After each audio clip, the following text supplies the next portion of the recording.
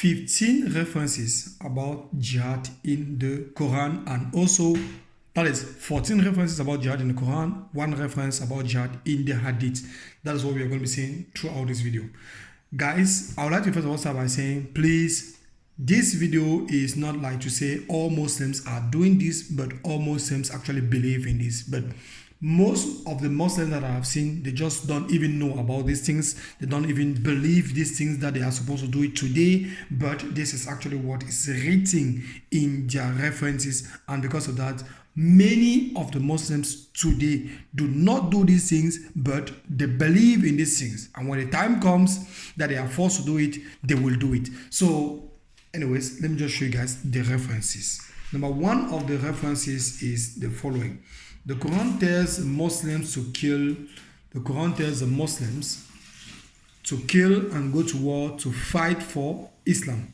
Quran chapters 9 verse 5, chapter 2 verse 91, chapter 2 verse 93, chapter 3 verse 118, chapter 4 verse 75 and 76, chapter 5 verse 33, chapter 8 verse 12, chapter 8 verse 65, chapter 9 verse 73, chapter 9 verse 73 and 123, chapter 33 verse 62.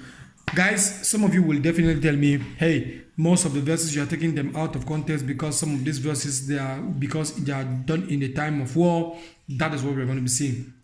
I want you to put a pause and read all of these verses. The first of the verses are talking to fight for Allah. Other verses are asking Muslims to battle for Allah. Other verses are asking Muslims to kill those against Islam. Asking Muslims to behead Christians. Asking Muslims to urge war. Allah urges Muslims for war. Slay the non-Muslims wherever you find them. That is, slay the idolaters wherever they find us. All the references I already just gave you. Another thing is also about Allah also is urging. There are multiple passages where Allah is just pushing the Muslims. What are you guys doing? He's urging them. Go and fight. Go and fight. Urging. He's asking us to ambush the Christians until they repent, and they pay the ambush the Christians until they repent, and then they accept Allah. They repent of their sin. What is the sins of the Christians?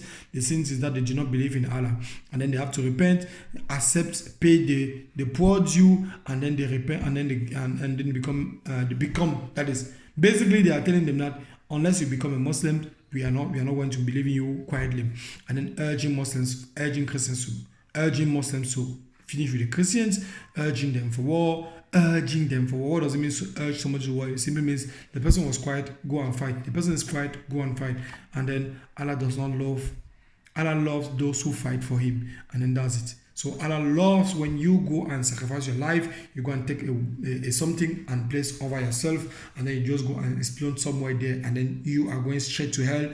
But according to Muslims, Hadith, according to Muslims, the Quran also, it's the only way to get assurance of salvation. In Islam, there is no guarantee of salvation except in one instant, which is dying in the cause of jihad. This is the reference here. Except dying in the cause of jihad, this is the reference here. You will see it also in chapter 109, chapter 101, verse 6 to 9. But let me go and give you guys now the Hadith verse talking exactly about these things. And most of you will say, no, they don't practice these things anymore. Again, it was in the past. What are you going to say about all these articles? Like Muslims torture Christians to death. This, you just go online and type this article, search for these articles. Muslims torture Christians to death. Muslims slaughter more than 600 Christians, killing Christians and burn down churches, where you will see how Muslims are killing Christians all over the place. Muslims, what about Boko Haram that you guys know? You see all this Muslims slaughtering Christians in Sudan, Islam killing Christians, killing infidels, killing by beheading in Islam, and so on and so forth. And then finally the verse which I wanted to show you guys, the Hadith interpretation. The Hadith says, the Hadith is all about Sahih al-Bukhari, Hadith number volume 9, book 93, number 555 of Sahih al-Bukhari. This is it. The apostle said, Allah guarantees to the person who carries out jihad in his cause, and nothing compels him to go out but jihad in his cause and believe in his word, that he will either admit him into paradise or return with a reward or booty. He has earned his residence from wherever he went out. Hadith volume 9, book 93, number 555. So Allah is actually guaranteeing the Muslims that no matter how much war they wage, if they just go to war and they just go and kill them there, kill the Christians there, or they die as a martyr, they are going straight to paradise.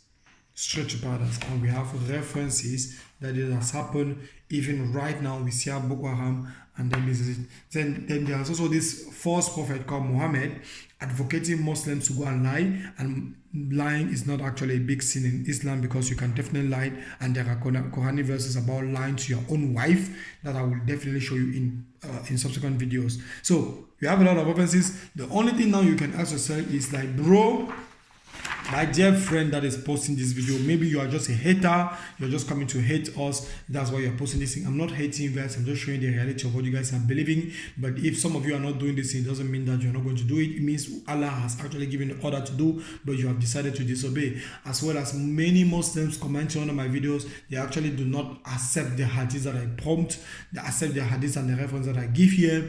And it doesn't matter whether it's time of war, it's not time of war, because at the end of the day, there is a God that is telling you guys, go and kill. And then you go to the Bible, and then you will find love your enemies. Pray for those who persecute you. Pray for the good of those who hurt you and kill you. And then the God of the Bible says, if they slap you on the left cheek, show the right jaw. If they slap you, if they seize your clothes, allow them to go with it. That you pray for those who hurt you. You pray for the good of those who hurt you.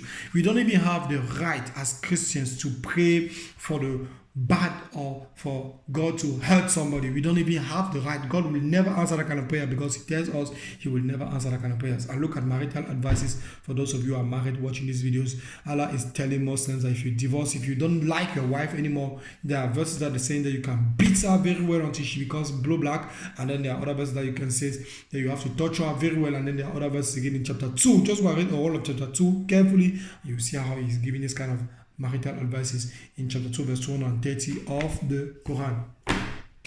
Guys, all this is all about you doing one thing: repent, get away from Islam. Get away from Islam. The references are so many. Get away from Islam. Stay blessed.